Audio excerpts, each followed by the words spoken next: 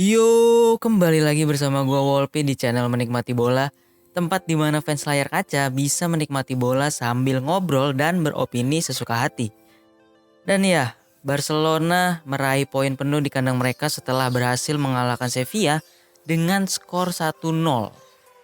Gol tunggal dibuat oleh sang mantan pemain dari tim musuh bebuyutannya yaitu Sergio Ramos. Dan ya menurut gue deserve it lah. Dari awal Barcelona udah gempur pertahanan Sevilla, bikin banyak banget peluang juga. Cuma Sevilla pertahanannya emang solid banget sih tadi malam. Duet Loic Balde dan Sergio Ramos ini menurut gue nih lumayan tembok gitu semalam. Iya emang Ramos bikin own goal tapi permainannya nggak jelek menurut gue, sama sekali nggak jelek gitu.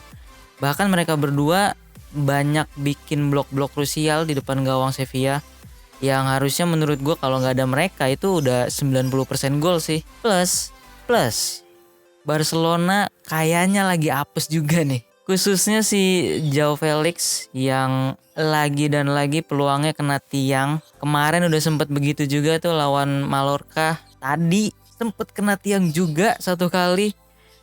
Gua agak kasihan sih sama si Felix ini, apa jangan-jangan dia tuh dijampi-jampi gitu sama Diego Simeone gitu. Habis 2 laga berturut-turut tiang terus gitu peluangnya. Dan peluang Felix ini tadi lumayan peluang emas loh. Di depan gawang tinggal semi tap in.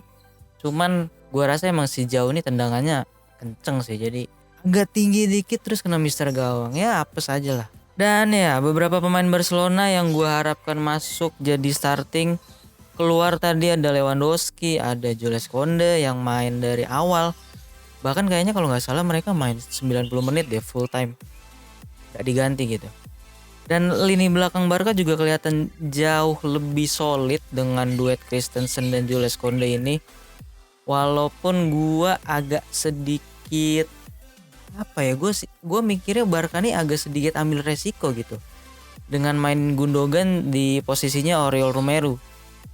Oriol Romeu, ya itu gue masih susah nyebutin orang ini dah. Oke, karena atribut Gundogan ini agak kurang menurut gue kalau untuk bertahan. Walaupun sebenarnya beberapa kali di City juga dia pernah main di posisi yang sama gitu. Tapi tetap aja menurut gue mainin Raphinha, Gundogan sama Gavi barengan di tengah itu kayak agak ngeri-ngeri sedap gimana gitu ngelihatnya pas Sevilla lagi nyerang. Tapi poin plusnya tengahnya Barca nih jadi jauh lebih kreatif buat ngalirin bola ke depan, dan gua rasa Xavi udah pede dengan Kounde sama Christensen, jadi ya udah di tengah nyerang aja dah gitu. Karena ya pakai Oriol Romeu ini juga kemarin defense-nya nggak bagus-bagus amat, jadi ya udahlah nyerang aja sekalian gitu. Terus Sevilla ini gua agak bingung sebenarnya karena mereka main agak terbuka lawan Barcelona, agak berani. Sebenarnya bukan terbuka sih, lebih tepatnya high defensive line gitu. Jadi ngandelin banget yang namanya tuh offside trap gitu. Masalahnya Barca ini kan nurunin Lamine Yamal. Ada Joao Felix juga yang speednya gila tuh orang berdua. Ada Raphinha juga sama Gavi di belakangnya yang punya speed agak lumayan. Terus Ferran Torres juga sempat masuk tadi. Ya walaupun Raphinha nggak begitu maksimal ya karena dia cedera menit 30-an something. Terus habis itu digantiin Fermin Lopez kalau nggak salah. Cuma ya akhirnya beberapa kali truk pasnya Barca atau lopasnya Barca ini nyampe ke pemain-pemain ini gitu dan gak offside. Beberapa kali tuh pemain Sevilla emang agak telat naik, jadinya offside trapnya gagal dan mereka lepas dan kosong banget di belakang gitu. Jadi dari skema ini akhirnya banyak peluang emas juga yang terjadi gara-gara itu. Cuma ya itu tadi gue bilang ketolong sama duetnya Balde dan Ramos yang semalam sangat-sangat solid menurut gue, walaupun Ramos on goal ya. Baru di menit 90. Di menit 60 mereka tuh main lebih dalam garis pertahanannya, masukin si Fernando Regis juga mantan pemainnya City yang atributnya full defensif tuh orang, walaupun ya CDM sih dia hitungannya. Tapi setelah main agak ke dalam malah kebobolan ya. Jadi saya rasa main high defensive line tidak seburuk itu. Cuma ya shit happens lah ya, kadang-kadang on goalnya Ramos juga menurut gua nggak seburuk itu. kayaknya refleks aja mau clearance, cuman bolanya agak tanggung dan ya akhirnya agak ragu juga Ramos soalnya bener-bener di depan gawang. Tapi harusnya melihat dari pengalamannya Ramos harusnya dia bisa clearance itu dengan sempurna ya. Cuman gue rasa ini balik lagi ke staminanya dia, kayaknya udah terkuras banget diobok-obok Yamal dari babak pertama mungkin. Tapi ya overall Ramos di umur segini masih gokil banget mainnya. Lawan anak-anak mudanya Barca, Yamal khususnya ya, dia kan agak head to head tuh di kanan. Cuma ya mungkin masalah terbesarnya di umur segitu ya tadi staminanya itu yang nggak sekuat dulu lagi.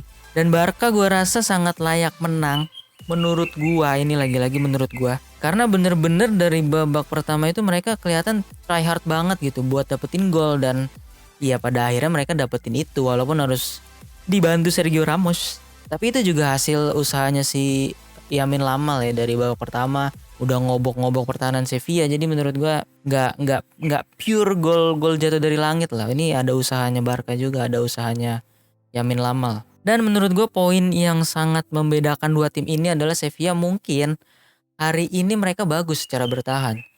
Cuma serangannya di laga ini kurang. Dan itu yang membedakan mereka dari Barca di laga ini. Barca berkali-kali berhasil nemuin celah di lini pertahanan Sevilla dan mereka seberjuang itu buat dapetin gol gitu.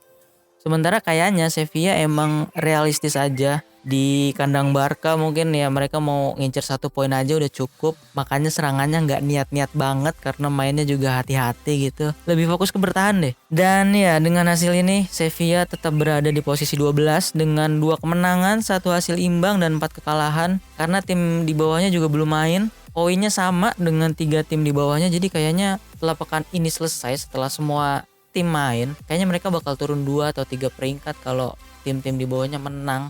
Atau seri juga bisa sebenarnya soalnya poinnya sama. Sementara Barcelona berhasil memuncaki klasemen sementara. Unggul cuma 1 poin sih dari Girona. Terus unggul 2 poin dari Real Madrid. Yang mana Girona dan Real Madrid ini nantinya akan bertemu satu sama lain. Yang pasti sih kalau gua jadi fans Barca, hasil yang paling menguntungkan dari laga ini, laga Girona versus Real Madrid adalah hasil imbang. Jadi untuk fans Barca harap-harap cemas saja.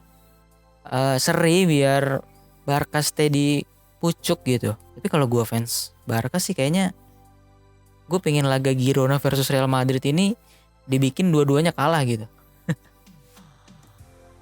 Dan ya segitu dulu untuk pembahasan match kali ini. Tadi itu semua adalah hasil analisa dan opini pribadi gue. Jadi kalau kalian punya pandangan yang berbeda tentang laga ini, boleh banget ditulis di kolom komentar. Dan jangan lupa untuk subscribe channel Menikmati Bola karena akan ada banyak konten-konten menarik yang membahas seputar dunia sepak bola. Tentunya dari sudut pandang saya sebagai fans layar kaca. Terakhir gue Wolpi pamit undur diri dan sampai jumpa di video selanjutnya.